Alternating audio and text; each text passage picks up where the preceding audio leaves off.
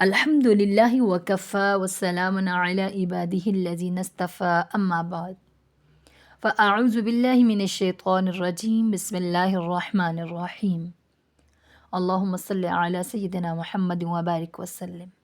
سب سے پہلے ہم جانیں گے علم التجوید کی اہمیت، کہ علم التجوید کی اہمیت قرآن اور حدیث کی روشنی میں۔ قرآن پاک میں اللہ تعالیٰ کے ارشاد ہے وَرَتَّلْنَاهُ تَرْتِيلًا، کہ ہم نے قرآن کریم کو باواسطہ جبریل ترتیل کے ساتھ آپ اپنے رسول اللہ صلی اللہ علیہ وسلم کو پڑھ کر سنایا۔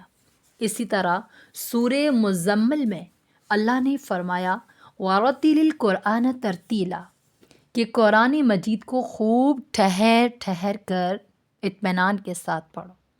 اسی طرح سورہ بنی اسرائیل کے اندر اللہ نے فرمایا وَقُرْآنًا فَرَقْنَاهُ لِتَقْرَأَهُ عَلَى النَّاسِ عَلَى مُكْثٍ، قرآن کریم کو ہم نے صاف صاف اور واضح انداز میں ترتیل کے ساتھ اتارا تاکہ آپ اسے لوگوں کے سامنے ترتیل کے ساتھ پڑھ کر سنائیں۔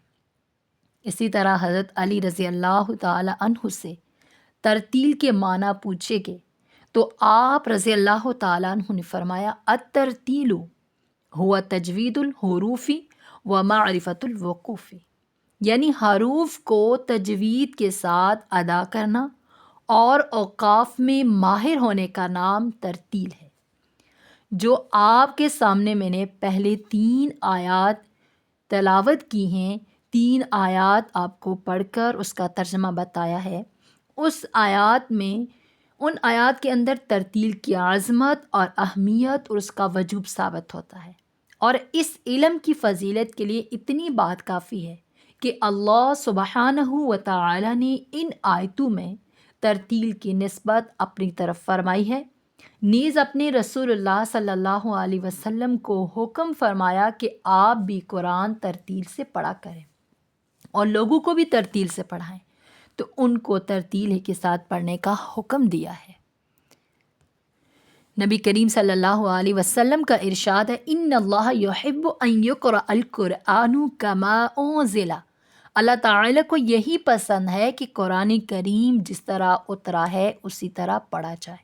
تو قرآن کریم خالص عربی زبان میں اترا ہے، اس لیے اس کا لب و لہجہ بھی خالص عربو کی طرح ہی ہونا چاہیے، اور فن تجوید عربو کے لب و لہجے کو محفوظ کرنے کا نام ہے۔ اسی طرح نبی کریم صلی اللہ علیہ وسلم کا ایک اور ارشاد ہے اقرأوا القرآن بلحون العرب واصواتها، قرآن مجید کو عربو کے لب و لہجے کے مطابق پڑھو، یعنی کہ ان کی طرح مخارج اور صفات ادا کرو، یہی فن تجوید ہے۔ اسی طرح حسنوا القرآن باصواتکم فإن الصوت الحسن یزید القرآن حسنا، قرآن مجید کو اچھی آواز سے پڑھو کیونکہ خوبصورت آواز سے قرآن کریم کے حسن میں اضافہ ہوتا ہے، اس لیے اس کو خوبصورت آواز کے ساتھ پڑھا جائے۔ تو حقیقت یہ ہے کہ ہر زبان کا ایک لب و لہجہ ہوتا ہے۔ قرآن مجید جب تک عرب میں رہا اس کی ادا میں کوئی عیب اور بھونڈا پن نہیں تھا۔ کچھ عرب سے نکل کر عجمیوں میں پہنچا، انہوں نے اس کو اپنی اپنی زبانوں کے لب و لہجے میں پڑھنا شروع کیا، جس سے قرآن حکیم کی عربیت مجروح ہوئی۔ تو اسی وقت سے علماء اسلام کو حروف کے مخارج اور صفات کی توضیح کی ضرورت پیش آئی، تو ان قواعد کی پابندی شریعت اسلامیہ کی روشنی میں ضروری قرار دی گئی ہے تاکہ دنیا اسلام کے عامت المسلمین قرآن حکیم کی عربیت اور اس کے لب و لہجے کو زیادہ سے زیادہ سنواریں۔ اسی طرح حافظ ابن جزری رحمۃ اللہ فرماتے ہیں والأخذ بالتجوید ختم لازم من لم یجود القرآن آثم، کہ تجوید کے مطابق عمل یعنی تلاوت میں ضروری اور لازمی ہے۔ جو شخص قواعد اور تجوید سے قرآن نہ پڑھے تو وہ گناہ گار ہے۔ لأنہ بہ الإلہ انزل وہکذا منہ الینا وصل، کیونکہ قرآن کو اللہ تعالیٰ نے تجوید ہی کے ساتھ نازل فرمایا ہے اور اسی شان سے اللہ تعالیٰ سے ہم تک وہ پہنچا ہے۔ تو قاری اظہار احمد تھانوی رحمۃ اللہ فرماتے ہیں کہ قرآن عربی لب و لہجے میں نازل ہوا جو عام اہل عرب اور خالص عربی زبان والوں کا ہر قسم کی بوئے اجمیت سے پاک لب و لہجہ تھا۔ تو اسی لب و لہجے میں آ حضرت صلی اللہ علیہ وسلم پڑھا، اور یہی لب و لہجہ آگے بھی قرآن کے ناقلین کے تواتر کے ساتھ قائم رہا۔ تو چنانچہ تمام متواتر قراتیں تجوید کے ساتھ منتقل ہوئیں۔ تو خلاصہ یہ ہے کہ جس طرح قرآن مجید کو تجوید یعنی عمدہ ادائیگی کے ساتھ پڑھنا ضروری ہے، تو اسی طرح اس کے مرادی معنی سمجھنے کے لیے علم وقف اور ابتدا کا حاصل کرنا بھی ضروری ہے۔ تو اللہ سے دعا ہے، اللہ سبحانہ کی رضا اسی میں ہے کہ قرآن مجید کو کامل تجوید اور حسن تلفظ کے ساتھ پڑھا جائے، اور اسی میں انسان کی کامیابی ہے۔ تو اس لیے ہم آپ کے لیے تجوید کا کورس بھی لائے ہیں تاکہ آپ بھی قرآن پاک کو تجوید کے ساتھ صحیح تلفظ کے ساتھ اس کو ادا کر سکے، پڑھ سکے۔ تو اللہ سے دعا ہے کہ اللہ پاک قرآن مقدس کی تحسین اور تصحیح کو ترقی نصیب فرمائے، اور ہماری جو یہ ادنا سی کاوش ہے اس کو اپنی بارگاہ میں قبول و منظور فرمائے، صحیح طریقے سے آپ تک پہنچانے کی، اور آپ کو بھی اچھے طریقے سے سمجھنے کی اور پڑھنے کی اس کے مطابق توفیق دے۔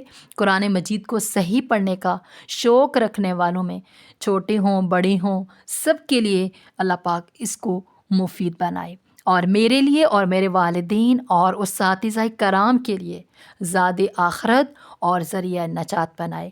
آمین ثم آمین یا رب العالمین۔ تو آئیے ہم شروع کرتے ہیں نورانی قاعدے سے۔ بسم اللہ الرحمن الرحیم۔ حروف الہجاء المفردہ۔ الف، الف، الف۔ الف ادا ہوتا ہے منہ کے خالی حصے سے۔ با، با بند ہونٹوں کے گیلے حصے سے ادا ہوتا ہے۔ تا، زبان کی نوک اور ثنایا علیہ کی جڑ سے تا ادا ہوتا ہے۔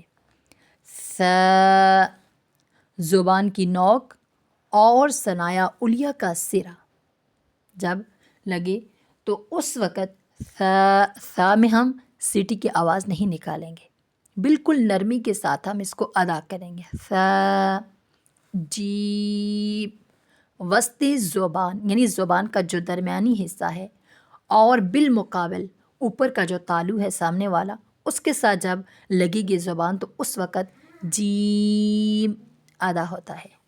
ہا، ہا، ہا وسط حلق سے یعنی جو حلق کا درمیانی حصہ ہے اس سے ہا ادا ہوتی ہے۔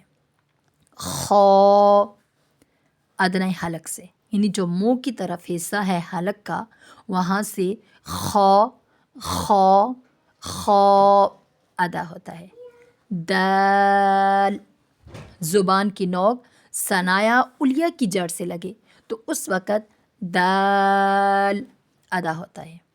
ذال، زبان کی نوک ثنایا علیہ کا سرا جو ہے وہاں کے ساتھ جب ٹکرائے گی لگے گی تو اس وقت ذال، ثا اور ذال یہ دونوں ایک ہی جگہ سے ادا ہوتی ہیں، اور ایک ہی طریقہ ہے دونوں کے ادا کرنے کا، اور دونوں کی ادائیگی کے وقت آپ نے سیٹی کی آواز نہیں لگانی، سیٹی کی آواز نہیں آنی چاہیے۔ ثا، ذال۔ اسی طرح رو، زبان کی پشت والا کنارہ اور اوپر والے دانتوں کے مسوڑے کے ساتھ لگے تو رو، رو۔ زا، زا، زبان کی نوک اور اوپر نیچے کے دانت جب آپس میں ملیں تو اس وقت زا اور سین، ان دونوں کی ادائیگی کے وقت سیٹی کی آواز آنی چاہیے۔ زا، سین، سین، شین، وسط زبان اور بالمقابل اوپر کا تالو، شین، شین، صاد، زبان کی نوک اور اوپر نیچے کے دونوں دانت، یہاں سے صاد ادا ہوتا ہے۔ ضاد، ضاد، زبان کی کروٹ اور اوپر کی 5 داڑیں، یہاں سے ضاد ادا ہوتا ہے۔ قو، تو زبان کی نوک ثنایا علیہ کی جڑ سے لگے تو ادا ہوتا ہے. غ زبان کی نوک اور ثنایا علیہ کا سرا یہاں سے غ ادا ہوتا ہے. عین عین عین وسطی حلق سے یعنی حلق کے درمیانی حصے سے عین ادا ہوتا ہے. غین غین ادنی حلق سے منہ کی طرف والے جو حصہ ہے وہاں سے خ اور غین ادا ہوتے ہیں. ف ثنایا علیہ کا سرا اور نیچے کے ہونٹ کا اندرونی حصہ اس سے ف ادا ہوتا ہے. قوف زبان کی جڑ کوے کے قریب جب نرم تالو سے لگے تو اس سے قوف ادا ہوتا ہے.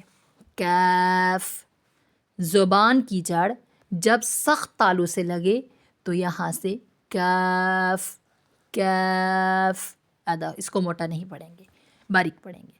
لام زبان کا کنارہ مع کچھ حصہ ہفا اوپر والے دانتوں کے مسوڑوں سے لگے تو لام ادا ہوتا ہے. میم بند ہونٹوں کے خشک حصے سے میم ادا ہوتا ہے. نون زبان کا کنارہ اوپر والے دانتوں کے مسوڑے سے لگے تو نون ادا ہوتا ہے. واو واو ہونٹوں کو گول کرنے سے واو ادا ہوتا ہے. ہا ہا اقصی حلق سے سینے کی طرف والا جو حصہ ہے یہاں سے ہا ادا ہوتا ہے. حمزہ حمزہ اقصی حلق سے جو سینے کی طرف ہے. یا یا وسط زبان اور بالمقابل تالو سے لگے تو یا ادا ہوتا ہے. یہ تھا ہمارا آج کا سبق. آج کے سبق میں ہم نے علم تجوید کی اہمیت قرآن و حدیث کی روشنی میں اس کو جانا اور علم تجوید کیا چیز ہے اس کے متعلق بھی ہم نے پڑھا اور ہم نے حروف تہجی کو ان کے مخارج کے ساتھ ادا کیا اور پڑھا. تو اللہ سے دعا ہے کہ اللہ رب العزت ہمیں صحیح معنوں میں سمجھنے سمجھانے اور آپ کو پڑھنے کی توفیق عطا فرمائے اور دوسروں تک پہنچانے کی توفیق دے تاکہ آپ کے لیے اور میرے لیے بھی صدقہ جاریہ بنے. تو ملتے ہیں انشاءاللہ العزیز اگلی ویڈیو میں. اور آپ کو اگر کوئی بھی میرا سبق سمجھ نہیں آیا تو آپ مجھ سے پوچھ سکتے ہیں. وسلام. اللہ آپ کا حامی اور ناصر ہو.